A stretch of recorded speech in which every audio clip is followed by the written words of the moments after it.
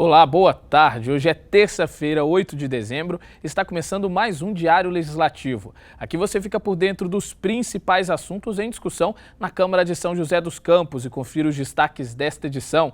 O programa Câmara Presente se reúne na região norte de São José para ouvir a população sobre a nova lei de zoneamento. Legislativo confere medalha de mérito social ao governador do Rotary Club. E no mês dedicado às ações de combate e consciência sobre a AIDS, vamos discutir o panorama da doença em São José e apresentar o trabalho realizado por instituições da cidade com portadores do HIV. Seja muito bem-vindo, o Diário Legislativo está no ar.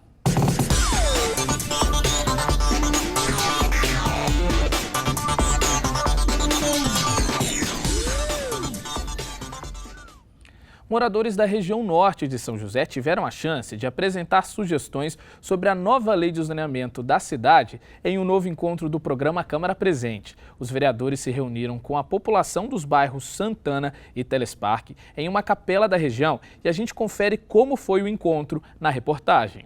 Cerca de 70 pessoas participaram da 7ª reunião do programa Câmara Presente realizado na Capela Nossa Senhora de Fátima, no Jardim Telesparque. Durante o encontro, a representante da Associação de Engenheiros e Arquitetos de São José dos Campos explicou aos moradores as alterações previstas para a região norte no projeto de lei de zoneamento. A mudança maior que tem aqui, basicamente, é todo nesse trecho já consolidado aqui da Zona Norte, aqui Santana, Telesparque, esse miolo aqui onde a gente está, que vai tudo virar ZM3. A ZM3 é aquela zona em que pode fazer quase tudo. É um zoneamento bem abrangente, inclui inclusive o NR4, que é o potencial de ruído noturno, né?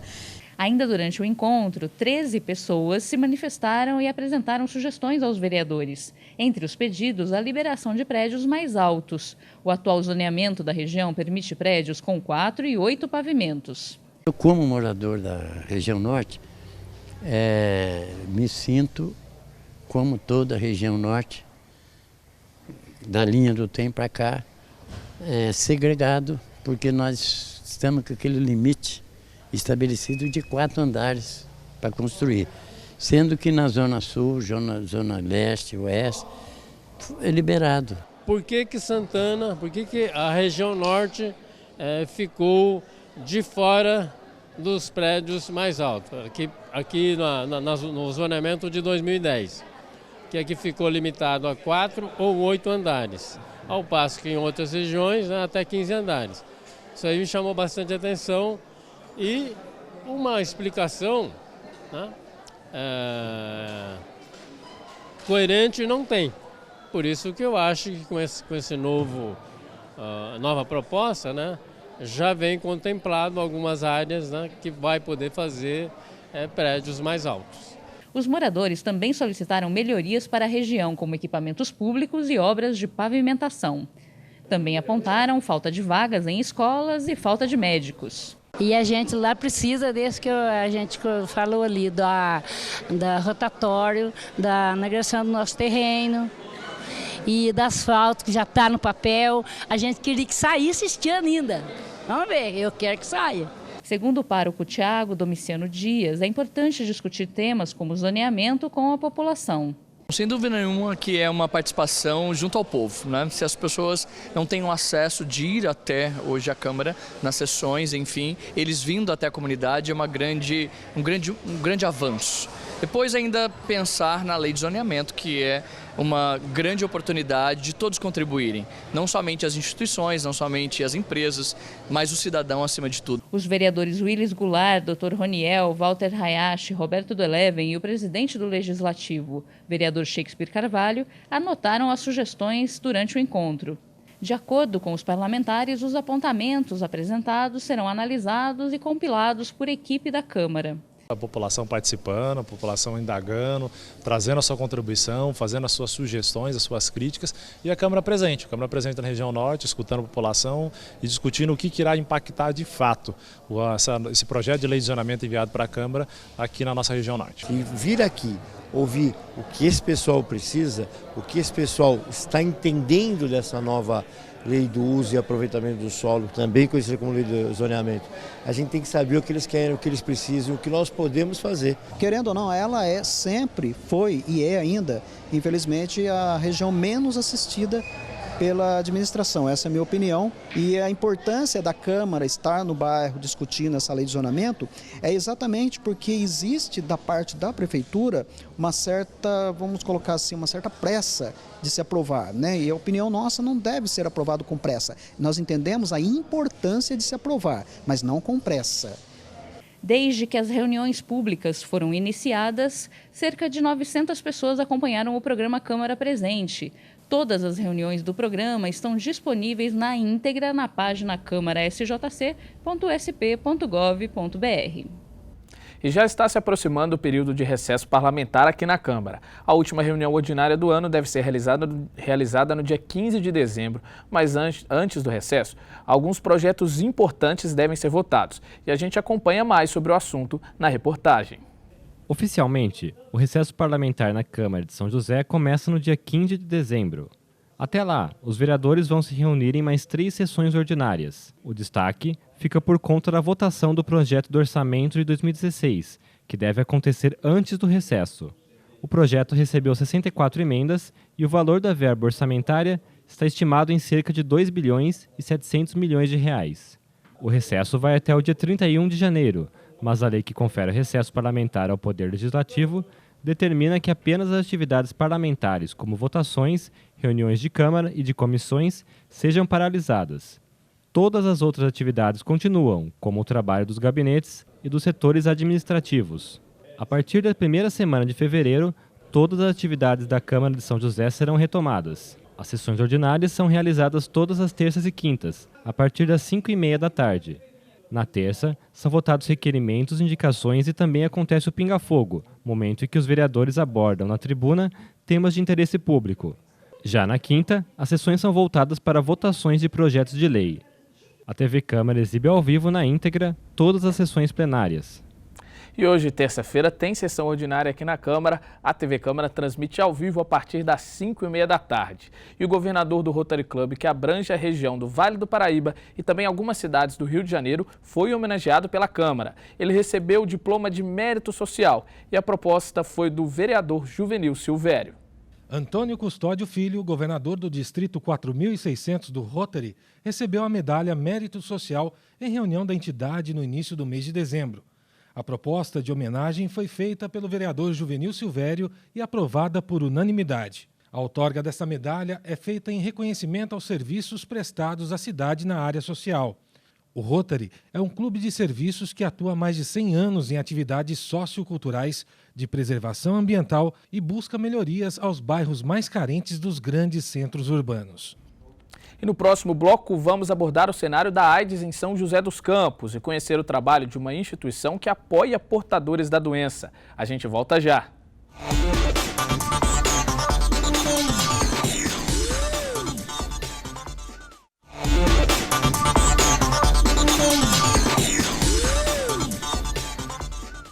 Estamos de volta com o Diário Legislativo. Durante o mês de dezembro, considerado o mês da luta contra a AIDS, várias ações educativas e também de prevenção são realizadas no mundo todo. E esse é um assunto que merece a nossa atenção, porque ainda são registrados casos da doença que têm crescido entre jovens e idosos. A repórter Gisele Lopes conversou com o coordenador da Casa de Acolhida, instituição que oferece apoio aos portadores do HIV aqui em São José, e tem mais informações. Muito boa tarde, Gisele. Boa tarde, Lucas Guerra. Ao meu lado, Alex Prado, que é da Associação Nossa Casa de Acolhida, que há mais de 20 anos recebe aqui em São José dos Campos pessoas com HIV e AIDS. Boa tarde, Alex. Boa tarde, Gisele. Obrigado pela oportunidade. Obrigada por atender o nosso convite. Alex, como começou, a Casa de Acolhida? A Casa de Acolhida começou de um grupo que pertencia à Pastoral da Saúde de nossa diocese, que em 1993 resolveram sair da sua zona de conforto e tentar montar um projeto para acolher pessoas que estavam internadas e que precisavam sair e não tinha família, não tinha para onde ir. Quando foi colocado ao nosso bispo diocesano, a quem a gente se reporta, ele fez um desafio, porque a CNBB, Conferência Nacional dos Bispos do Brasil, ela tinha uma preocupação muito grande em relação às pessoas que estavam vivendo com AIDS, que estavam à margens da exclusão. Então, lançou uma proposta para esse grupo de montar uma casa que acolhesse pessoas vivendo com HIV e AIDS, uma casa de moradia para eles. E quais os serviços que são prestados na Casa de Acolhida? A Casa de Acolhida hoje ela tem diversos projetos, entre eles o projeto de assistência social, propriamente dito, psicologia para crianças, adultos, nutrição, psicopedagogo, oficinas de artesanato. Né? Ocupa o tempo, exatamente, né? São espaços criados para o convívio, né? E a autoajuda, né? E além de poder aprender assim, artesanato, tem culinária, temos também um dos projetos, ele atende, dá uma assessoria jurídica, né? Para a pessoa que está vivendo com HIV e AIDS.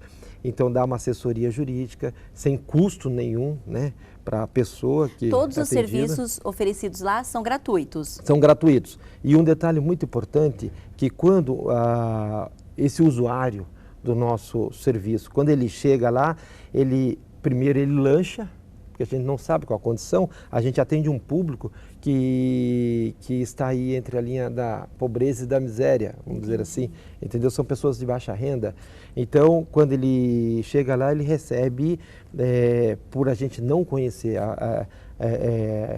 a condição dele, vamos dizer assim, da forma que ele está chegando, quando ele chega, ele recebe alimentação e recebe 2 vale-transportes, para ele ir embora e voltar da próxima vez, né, se ele quiser. Ou seja, a Casa de Acolhida procura viabilizar, né, seja do ponto de vista da alimentação e do translado também, né? dele, exatamente, para que ele possa chegar até a casa e usufruir dos serviços prestados. Né? Hoje, a Casa de Acolhida, nós somos hoje 18 profissionais a serviço desse público. E hoje vocês atendem quantas pessoas? Hoje estamos atendendo 150 famílias, um universo aproximadamente de 700 pessoas que a gente está atendendo, porque a gente atende o portador do HIV dentro da sua família. E o mês de dezembro tem um dia, né, especialmente dedicado a um dia mundial de combate à AIDS. Qual a situação aqui em nosso município, em São José dos Campos? É fato que o Ministério da Saúde já colocou que a gente tem estima-se, melhor dizendo, que são 255 mil pessoas, mais ou menos aí, que são portadoras do HIV e não sabem que são portadoras, entendeu? Então é um mês que a gente utiliza incentivando para que essas pessoas, para que a população possa fazer o exame, né, para a AIDS. É um programa chamado Fique Sabendo. Em São José dos Campos é conhecido que são um pouco mais de 3 mil pessoas vivendo com HIV e AIDS em nosso município. Tá certo. E os trabalhos lá são realizados também parte, né, com a maioria das pessoas que trabalham ali são pessoas voluntárias. Como que funciona? Então, nós temos voluntários também. A Casa de Acolhida tem aproximadamente 40 voluntários, a Casa de Acolhida.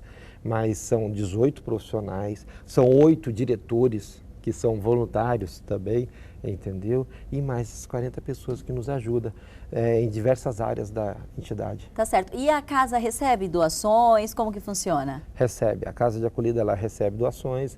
A sustentabilidade da Casa de Acolhida, ela se dá basicamente de 60% de convênios que a gente mantém por conta de uma documentação impecável que a gente tem, 60% vem de parceria com o poder público e 40% pessoas como nós, pessoas como vocês, que nos ajudam assim a manter a entidade. São pessoas inseridas na sociedade, que nos ajudam às vezes com doação, às vezes em dinheiro, mas também com doação em alimento, até leite, prestação de serviço mesmo, né? Prestação ir lá ajudar de serviço, na mão de obra. muito bem tá lembrado, certo. prestação de serviço. Tá bom, Alex. E para nós concluirmos a nossa entrevista, as pessoas que estão em casa, que querem fazer esse tipo de doação, né, quer ajudar a Casa Acolhida, como que elas devem proceder?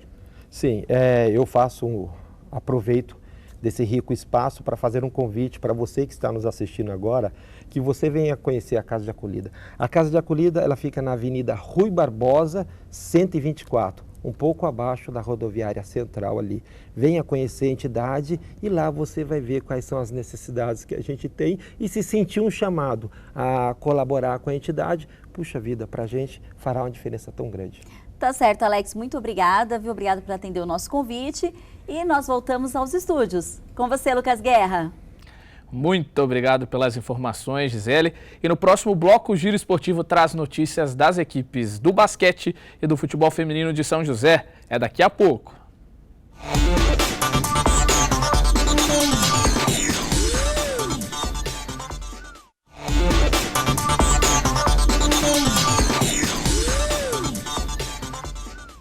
Olá, estamos de volta com o Diário Legislativo. Você está à procura de emprego? Então confira as vagas disponíveis na cidade.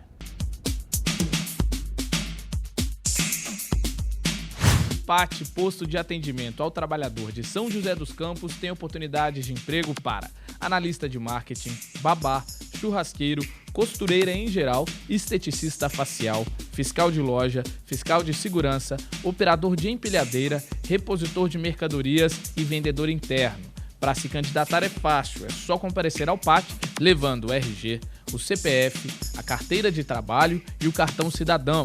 O PAT fica na Praça Afonso Pena, número 175, no centro.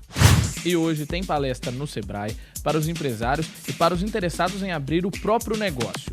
Com o tema Planejamento, o primeiro passo para começar o seu negócio, o objetivo da palestra é fazer com que o empreendedor analise, junto com especialistas, a viabilidade do empreendimento que deseja montar. A palestra vai ser realizada às 6h30 da tarde.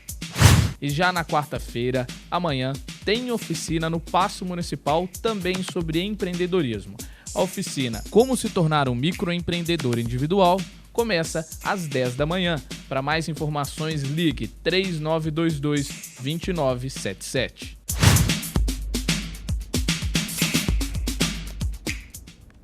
E dezembro, mês de férias, sabe o que vai fazer durante a semana? Então agora você confere algumas dicas de atrações na nossa agenda cultural.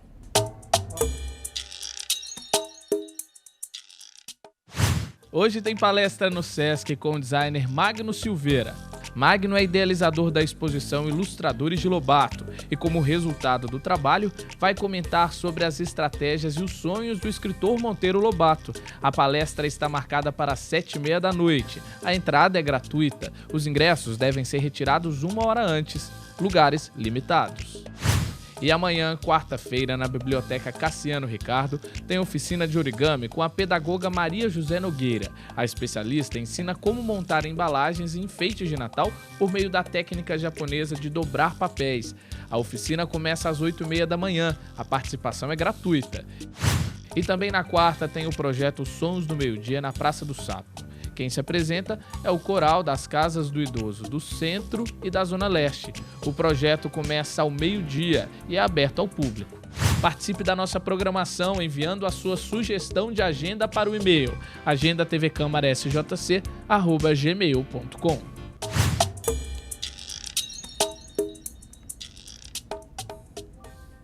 Agora é hora de saber qual é a previsão do tempo para o fim de tarde desta terça e também para a quarta.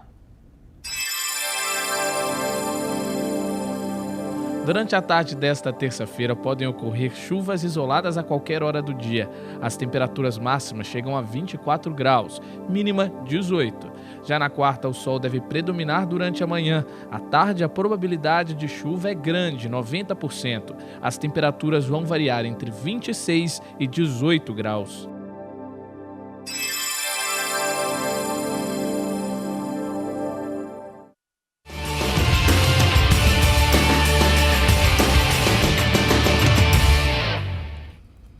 E o Giro Esportivo te coloca por dentro de tudo que rola no esporte joseense. Hoje os assuntos são basquete e futebol feminino. Talvez aí uma possível mudança no comando da equipe das Meninas da Águia. O repórter Daniel Melo, ele está aqui com a gente e traz mais informações. Muito boa tarde, Daniel. Muito obrigado pela presença. Mas primeiro a gente vai falar de basquete, né? A equipe de São José tem um jogo importante pela frente, vai enfrentar o Franca. Mas em meio aos treinos, uma boa ação, uma pausa por uma boa ação. Boa tarde, Lucas. Boa tarde ao telespectador. É verdade. A equipe hoje promoveu uma ação na Azim, um café da manhã especial de Natal, onde presenteou 105 crianças, além da presença com bolas de basquete. A equipe está a caminho de Franca, onde amanhã encara a equipe francana no ginásio do Pedrocão a partir das 7 horas da noite, isso na 7ª rodada do NBB. O São José tem 3 vitórias e 3 derrotas na competição. Daniel, agora o futebol feminino, né? A gente falou ontem, as meninas da Águia venceram o time do Rio Preto nos Jogos Abertos do Interior, perderam no Brasileiro. E qual o futuro para o time? Algumas mudanças previstas ou possíveis mudanças? Surgiu essa pergunta no estádio Martins Pereira no último domingo, até porque o Marco Aurélio Cunha, que é coordenador das categorias de futebol feminino da CBF, estava presente e surgiu rumores de que o São Paulo poderia estar de volta ao futebol feminino. Vale lembrar que o São Paulo foi vice-campeão paulista esse ano e acabou, por conta de alguns problemas financeiros, deixando o segundo semestre e pretende retomar as atividades. Conversei com a técnica Emily Lima, que primeiro fez um balanço deste ano do São José no futebol feminino. Vamos ouvir. É um balanço positivo por conta de todas as mudanças e de tudo o que aconteceu do ano de 2014 para 2015, com a saída das atletas da seleção para a seleção permanente, com a mudança de toda a comissão técnica. Foi tudo muito brusco, eu vi por esse lado. Nós deixamos a desejar mesmo, foi a Copa do Brasil, que nós fomos eliminados. Nós fomos eliminadas nas quartas, né? Mas as demais...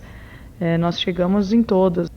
E é claro, a pergunta que não quer calar. Emily Lima, tem alguma proposta do São Paulo Futebol Clube? Então, eu não recebi nada. Eu não recebi nada, mesmo porque eu estava em uma final muito importante para nós, né, de São José. A minha prioridade é ficar em São José dos Campos, tá? A minha prioridade é ficar aí, é dar continuidade no trabalho, até que o secretário de esporte, José Luiz, diga que eu não siga na equipe, eu me considero treinadora de São José. E então eu estou no aguardo que o secretário me comunique a minha permanência ou não, porque a gente tem aí menos de 20 dias para montar o elenco de novo, para que dia 2, dia 4 a gente esteja voltando a trabalhar, porque o brasileiro inicia dia 20 de janeiro. Obrigado à técnica Emily Lima. Bom, as mudanças, como ela falou, é que já no começo do ano a equipe tem que estar preparada, o elenco montado, e quanto menos se mexer no elenco, é claro que elas vão estar atuando aí em conjunto, mais entrosadas, e terão mais possibilidade de começar bem o Campeonato Brasileiro, que é o campeonato que ainda as meninas da Águia não possuem o seu troféu. Foram vice-campeãs, ficou aquele gostinho de derrota aqui no estádio Martins Pereira e querem, com certeza, conquistar esse título. Lucas? Fica a nossa torcida para o ano que vem, né? Quem sabe esse título chega no próximo ano. E Daniel, tem mais disputas de outras modalidades também para essa semana? Tem sim, a semana continua com o voleibol. A equipe joseense encara em Maringá no próximo dia 10, a equipe da casa no ginásio Chico Neto, pela 9ª rodada da Superliga de Voleibol. E vale lembrar que o São José precisa da recuperação para estar na lista dos classificados para os playoffs da próxima fase, e tem jogo da Superliga até o dia 23 de dezembro. Lucas? São José que começou bem, né, no início do campeonato no vôlei, né? E acabou tendo alguns reveses aí, precisa se recuperar. O projeto do vôlei de São José foi feito para ser um projeto vencedor, apesar da diminuição de investimentos, e está tendo esta oscilação nesse momento. Vamos aguardar, quem sabe, uma vitória, né? Com pela certeza. Frente no próximo jogo. Daniel, muito obrigado. A gente espera amanhã com mais notícias do esporte da cidade. Muito obrigado. E o Diário Legislativo fica por aqui. Muito obrigado pela sua companhia. Tenha uma boa tarde e até amanhã.